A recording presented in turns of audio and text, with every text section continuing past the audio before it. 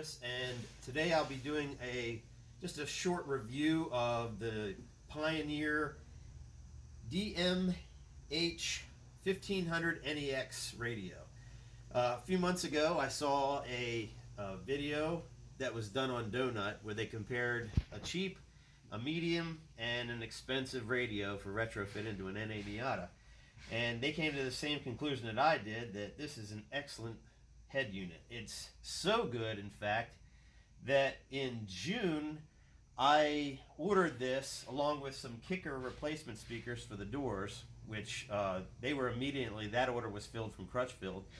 But at the time they had an arrival date of July 6th, and when July 6th came and went, they still didn't have them in. So then they got a new date of arrival date of July 22nd. And when that came in, finally, they were able to ship me the radio that I had ordered. I think that's pretty good testimony of how popular it is, especially probably going into Miatas after that video that Donut made. It really is a great head unit. Installation was fairly straightforward. I made an additional video before this one about how to properly space it using the stock chassis brace in order so that it has a nice flush fit with the tombstone once it's installed. And I also included in that same video how to make this filler plate down here, which not only fills up this gap at the bottom when it's properly installed, but also brings your USB and your Bluetooth microphone up here to the front and conveniently places them in there.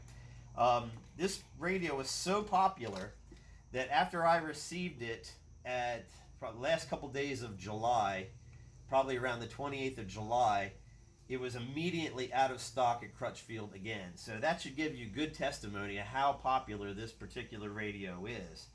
And believe me, it is a huge upgrade from the stock Miata Panasonic radio that I had in here that it replaced. I also replaced the door speakers with kicker units, also from Crutchfield, and shows how new this head unit is. On the back of it, it has a manufactured date of July 2020, and I received it in July of 2020. So they are literally making these at Pioneer, shipping them to Crutchfield or whoever their distributor is, and immediately they're sold out again. So if nothing else from this video, you should know that this is a radio that's out of stock a lot, and that should tell you something from the get-go. But now that I have it fully installed, I'm going to go ahead and turn it on and show you some of the features of it and how easy it is to navigate, how clear the radio sounds, and how nice the touchscreen is. Okay. Oop, don't need to go that far. As you turn it on, you see this loading screen. And when it comes on here, okay. This is a classical music station. Your main controls are down here as far as navigating around here, but you also have this one, which, whoops, that shows you what source that you want to use. The Bluetooth audio is fantastic on this. What I'll usually do is I have a Sirius account in one of my other vehicles, actually two of my other vehicles, and they have a Sirius app that you can put on your phone, and I just put my phone in here and stream the Bluetooth audio, and it sounds absolutely fantastic. But this shows you, this is your screen where you can select your source, and then over here, it's very easy to navigate too, which is another feature that I really like about this. Here's your settings, and you can go down here, and this is your speaker setting. And for the Miata, you have a unique situation where you can use your fader and your balance here. You can have a graphic equalizer. It has your mute, subwoofer, all these, but it has what's called the listening position. And what that is in like a conventional car like my Mazda 3, you would have your front speakers and you'd have your back speakers. And if you use the listening position feature on this, it gives you this, it shows you like this, And you can put front left, which would be the driver's position. Okay. The difference with the Miata is this is an R package Miata, which means it didn't originally come with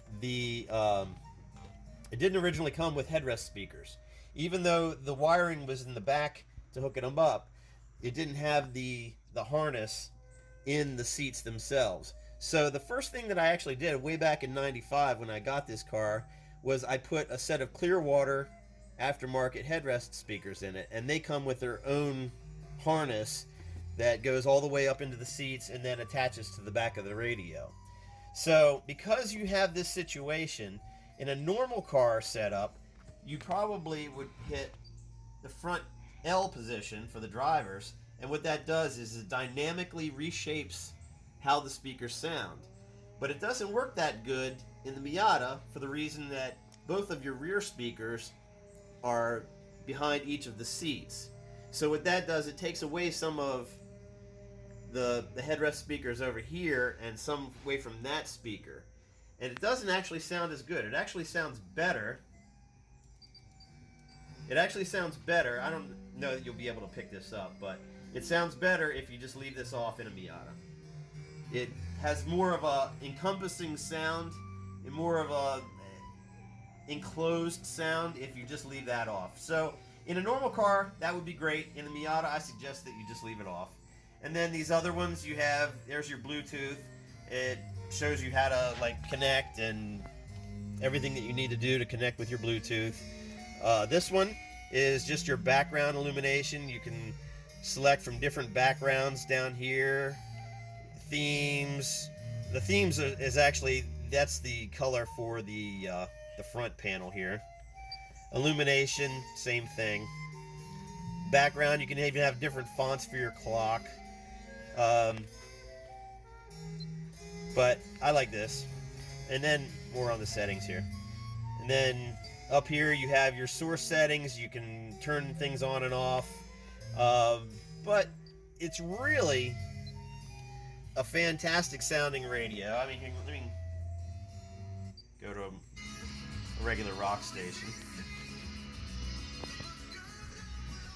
And the other thing about this radio that I've found is it's got a lot of juice, especially after you've already added aftermarket speakers, which I have. I have kicker replacements in the doors and Clearwater speakers in the headrests. And the Pioneer has got a lot of juice. I mean, that's like level 16, and it's already pretty loud. So, so as far as general use, it's fantastic. I'm not going to make a phone call right now, but right after I installed it, I made a phone call to a friend of mine to test out how the clarity, and he said it was absolutely fantastic. It was just like I wasn't even in a car. So those are two important things. In a Miata, you're going to want to mount this microphone somewhere. If I didn't have it mounted there, I probably would have mounted it up here, but that would have had me routing. It comes with a 9-foot cord, which makes it convenient. If you do want to do that, it's very easy to do. You would just have to take your A-pillars off and mount it all the way up here and have the wire come out here. I would suggest that you mount it right here on the rearview mirror. Although, I can't say how clear that would be.